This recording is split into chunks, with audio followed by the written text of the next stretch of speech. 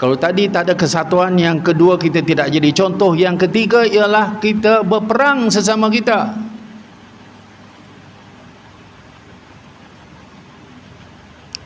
Kita tahu peperangan orang lain memusuhi kita itu banyak, tapi saya ambil 17 negara yang orang Islam lawan orang Islam. Ini bukan Sunni lawan Syiah, Sunni lawan Sunni. Di Mesir, Sunni lawan Sunni. Di Libya, Sunni lawan Sunni. Di Saudi, Sunni lawan Sunni. Ini yang kita kata kita ada Yahudi, lantar doan kal Yahud wala Nasar, rupanya kita perang sama kita. Dicampur-campur pembunuhan antara orang Islam dengan orang Islam itu lebih banyak daripada orang kafir bunuh orang Islam. Belum lagi jadi pelarian. Di dunia sekarang ada 79 juta pelarian, yang di kalangan 79 juta pelarian itu hampir 65 juta pelarian adalah orang Islam. Orang Syria berapa juta yang lari, orang Palestin berapa juta orang lari, orang daripada Lebanon berapa juta yang lari, daripada Libya berapa juta lari, daripada Afghanistan, daripada negara inilah Iraq. Di Malaysia ni saja pelarian daripada negara-negara Islam ada 12. Yaman mari sini, Syria mari sini, Palestin mari sini, Iraq mari sini. Kita jenuh kita nak tampung, tuan-tuan. Rohingya mari lari sini, orang Uighur lari kat kita kerana ditindas. Jadi isu yang keempat,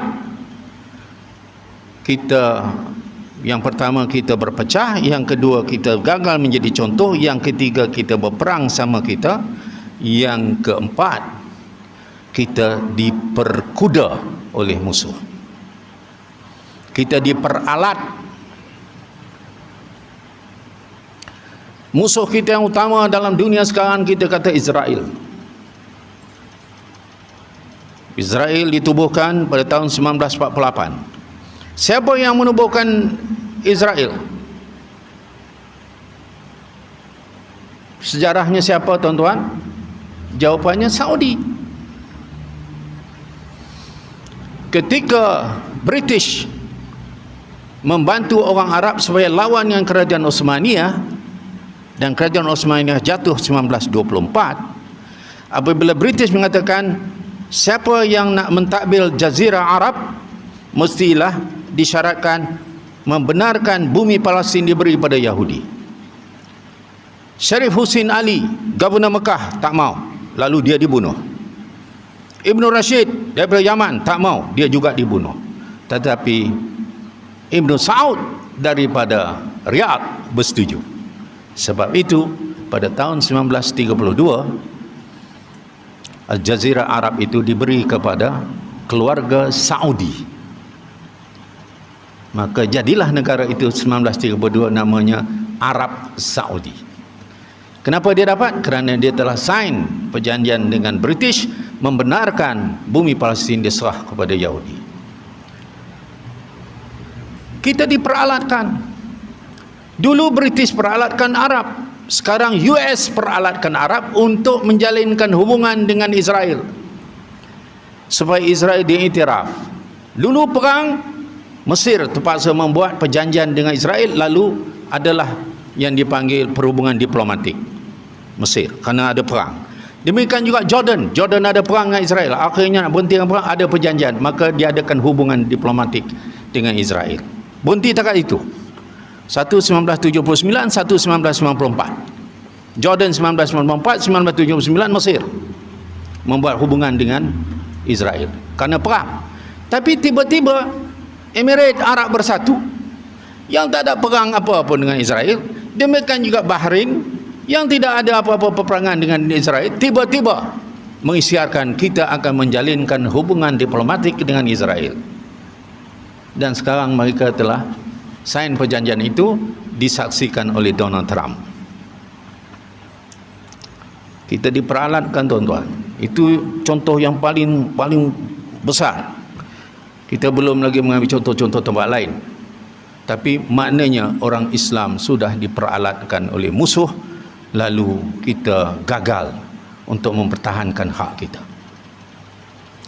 Yang terakhir tuan-tuan, United Arab ini di Abu Dhabi, semua hotel-hotel dimestikan ada masakan kosher, apa dia panggil, masakan orang-orang Yahudi, kerana pelancong Yahudi akan banyak datang ke Abu Dhabi. Jadi semua hotel kena ada. Itu diarah. Selepas ini bunyi-bunyi macam Oman, walaupun Oman menafikan. Selepas itu dikatakan mungkin Morocco, kemudian Sudan. Tapi satu demi satu negara-negara Arab ni akan dipergunakan. Akhirnya Saudi akan isytihar mengadakan hubungan dengan Israel. Kalau Saudi telah isytihar itu, maka kita kira inilah penamat kepada perjuangan membela Palestin. Tidak akan ada lagi pembelaan terhadap Palestin. Cukup saya memberikan gambaran itu tuan-tuan. Ya, ini keadaan umat Islam. Tenang. Baik. Saya punya bahagian seterusnya ialah, mari saya sedut 2-3 krisis yang telah berlaku pada umat Islam yang jarang kita dikupas. Satu, Uyghur. Satu, Kashmir. Rohingya banyak yang kita telah dengar, Palestin juga banyak kita dengar. Tapi saya ambil masalah orang Uyghur, Cina, dan juga orang Kashmir di India. Apa yang berlaku? Pada tahun 1949, apabila Mao Zedong mengisytiharkan tertubuhnya Parti Komunis China, the Communist Party, People's Party of China, 1949, apa yang dibuat oleh China, mereka telah mengambil alih kawasan orang Islam yang dulu namanya Turkistan Timur. Mereka bawa tentera. Masa itu ada 40 juta orang-orang Uyghur Muslim. Bahasanya sangat rapat dengan Turki, tidak tahu bahasa Mandarin, tetapi mereka telah dikuasai oleh China dan berlakulah beberapa penindasan. Satu, mereka tidak dibenarkan berpuasa pada bulan Ramadan. Dua, mereka tidak dibenarkan menyimpan janggut. Tiga, mereka tak dibenarkan membaca Al-Quran. Empat, mereka tidak dibenarkan meletak tulisan halal. Lima, siapa yang keluar pergi haji, balik akan ditahan. Enam, jubah wanita yang bawah daripada lutut akan dikerat supaya nampak paha. Mereka tak dibenarkan memberi pendidikan agama kepada anak-anak. Quran yang dicetak umur Quran itu 5 tahun ke atas, itu semua akan dirampas. Mereka sedang mengkaji sekarang, mencari ayat-ayat yang bertentangan dengan faham komunis untuk dihapuskan ayat itu. Mereka cuba nak mencetak Quran yang baru.